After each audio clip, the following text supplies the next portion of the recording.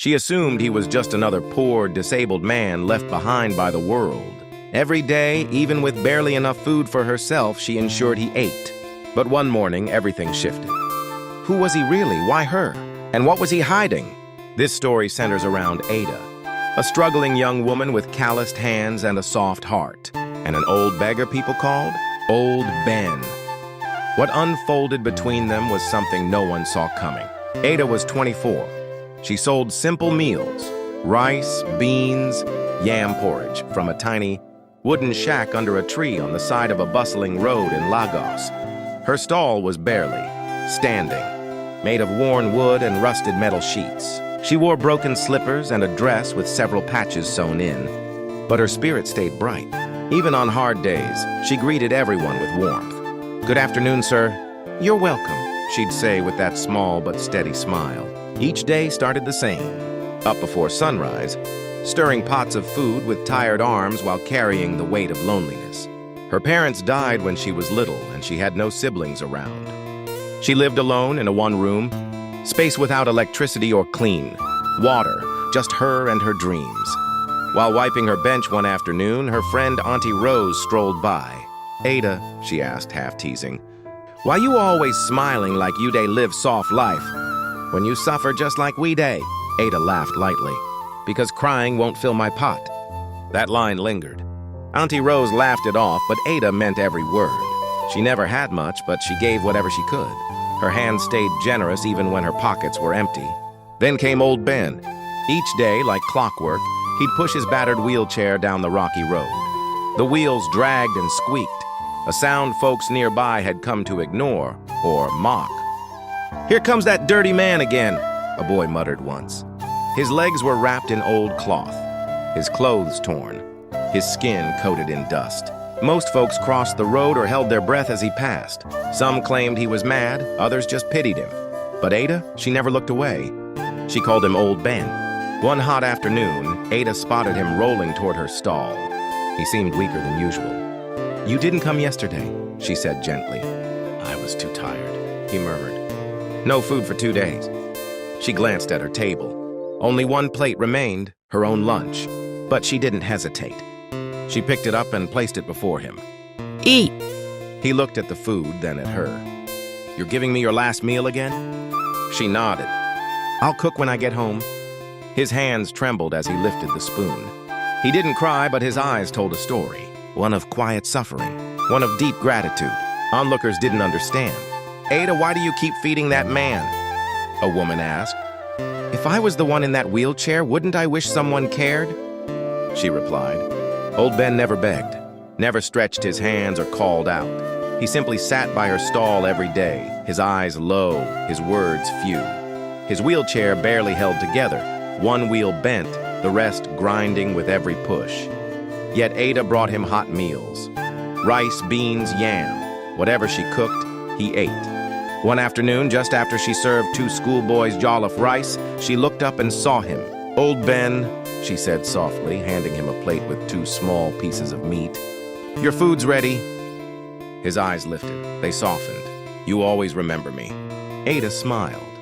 "Even if the whole world forgets, I won't." Just then, a sleek black car pulled up in front of her stall.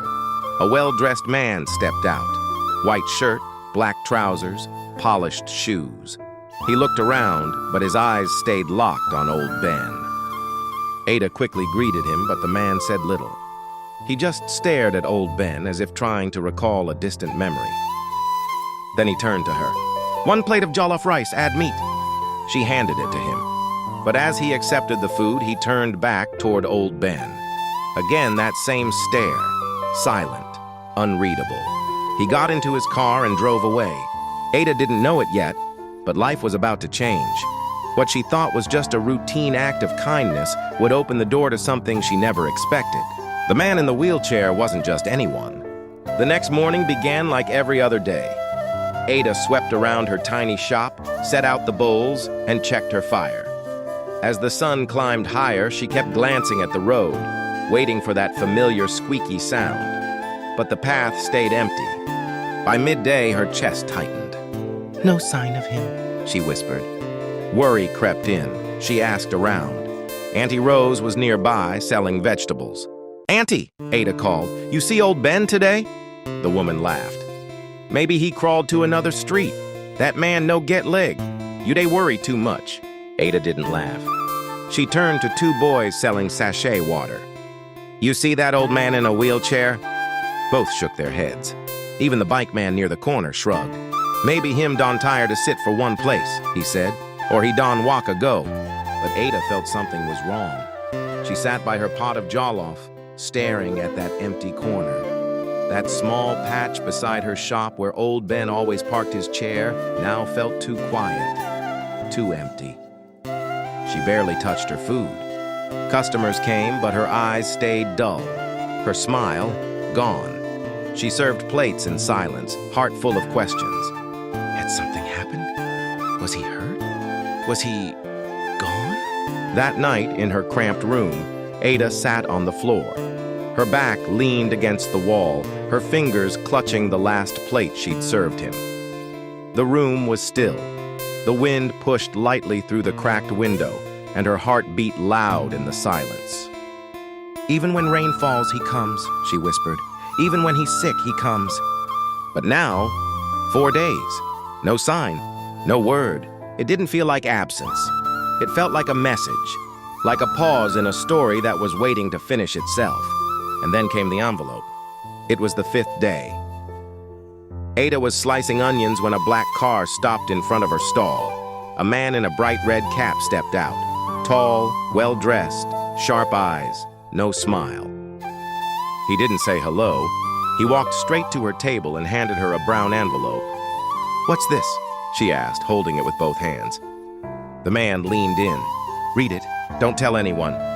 And then he turned, entered the car, gone. Ada's hands shook. She looked around. Nobody seemed to notice. She opened the envelope slowly. She looked down the road.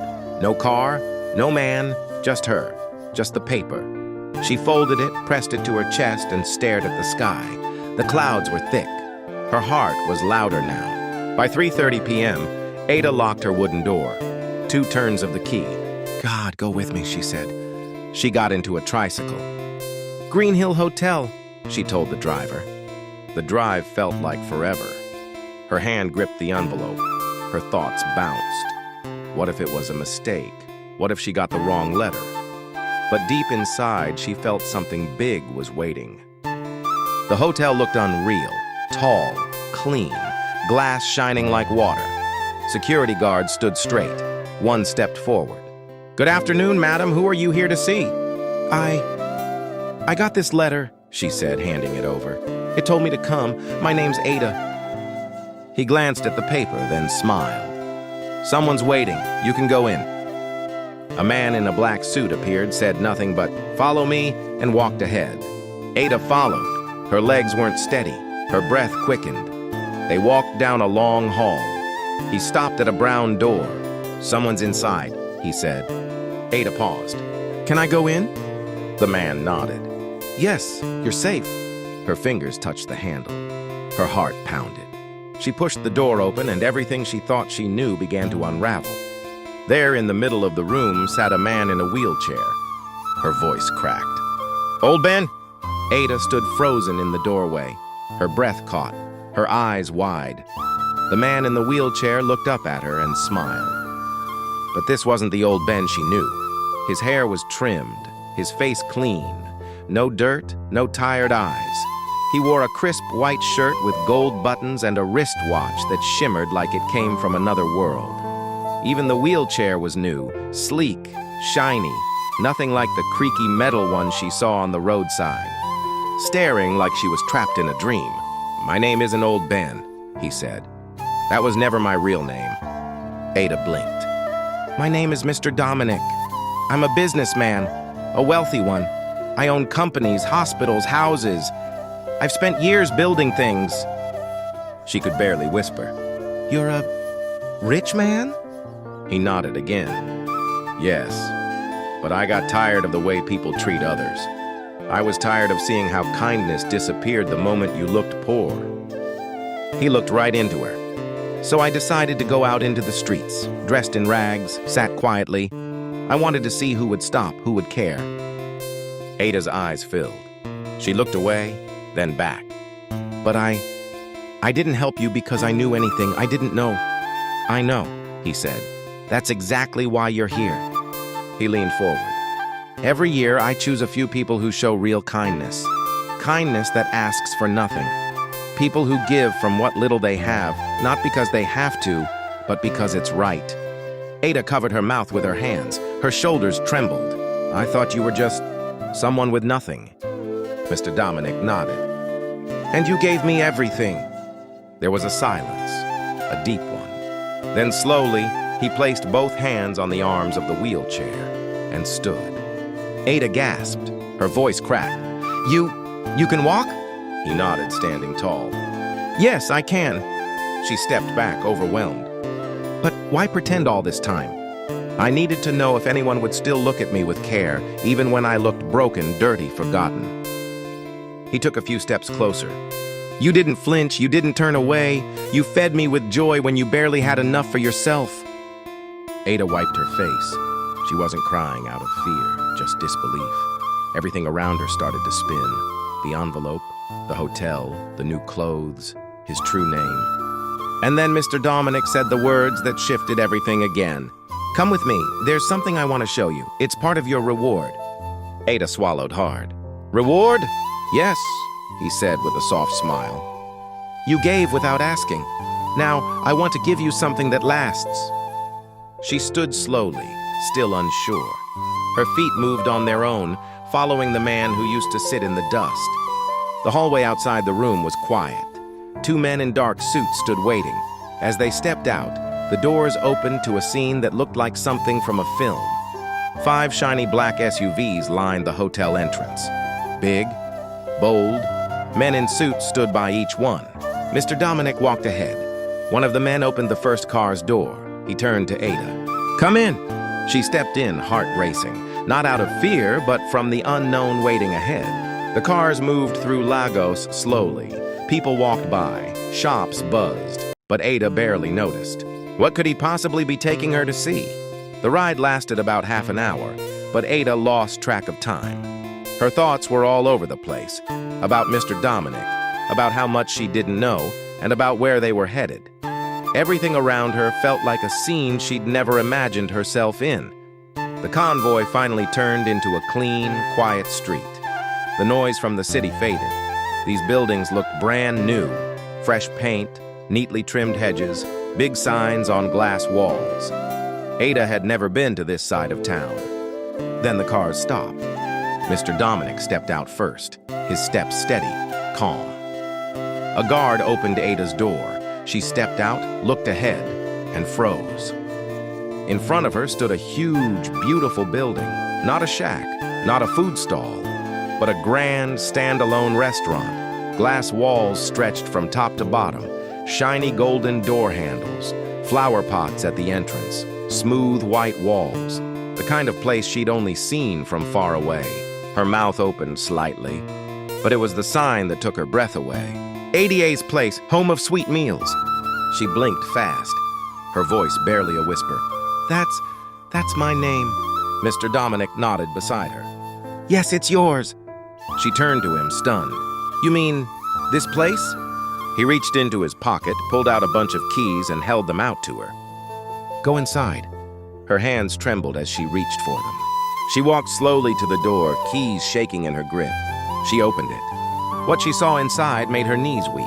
The floor gleamed like it had just been polished. The chairs looked soft enough to sleep on. The tables sparkled. Lights hung from the ceiling like stars. Everything smelled fresh, new. She walked through in awe. Then she saw the kitchen. It was big, bright, fully stocked. Gas cookers, fridges, deep freezers, pots, aprons, even uniforms. Her eyes turned back to Mr. Dominic. You bought all this for me? He stepped closer. Yes. You gave me food with your little when you had almost nothing. Now I want to give you more than enough. A place where even the rich will come and eat. Ada's knees hit the ground. Her hands covered her face. Her body shook with quiet sobs. I don't even know what to say. You don't have to say anything. he said gently. Your kindness already said everything. That day, Ada became the owner of a food plaza. Not just any place, but a fine restaurant in Lagos that people came to love. Her name was on the door. Her photo hung on the wall. People respected her. She no longer cooked under a tree. She had chefs, waiters, cleaners. Music played softly in the background while people ate. But success didn't change her heart. She never forgot the beginning. She never forgot old Ben. And most of all, she never forgot what kindness gave her in return. Every morning now, Ada sat in her upstairs office, overlooking the restaurant that bore her name. Staff in crisp uniforms moved about, welcoming guests with smiles. The kitchen buzzed with life, but she didn't cook anymore. Others did that now, trained chefs with sharp knives and white coats. But even with all this comfort, all this newness, Ada stayed the same. She still remembered the girl who once sold food under a tree, who wore slippers with holes and patched dresses. She still remembered old Ben and his quiet hunger. That memory stayed close, like a scar that didn't hurt but never faded. One bright morning, her manager walked in. "Madam," he said, "the food truck is ready." Ada stood, dusted her dress, and said, "Let's go." Outside, a large white van waited. On its side, bold letters read, "Ada's Food Love, Feeding the Hungry." That was her newest dream, her own charity. Each week, the food truck went into parts of the city most people tried to forget. Under bridges, near bus stops, around busy markets. Places where children begged and old men sat with empty bowls. Today, Ada climbed into the truck herself. She handed out hot meals to people with no homes. She looked each one in the eye, smiled, and said, "Eat well, you are not forgotten." One of her workers leaned in. "Madam, why do you keep doing this yourself?"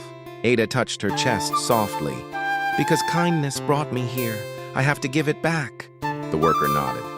As they moved down another dusty road, the sun glowed gently over the truck. Ada looked out the window, watching strangers eat like family. And then she whispered quietly, to no one but the sky, "Thank you, Mr. Dominic. Thank you for seeing me when the world didn't." She didn't know if he was watching. She didn't need to. Some gifts don't fade. Some kindnesses leave behind more than memories. And that's how Ada's story ended.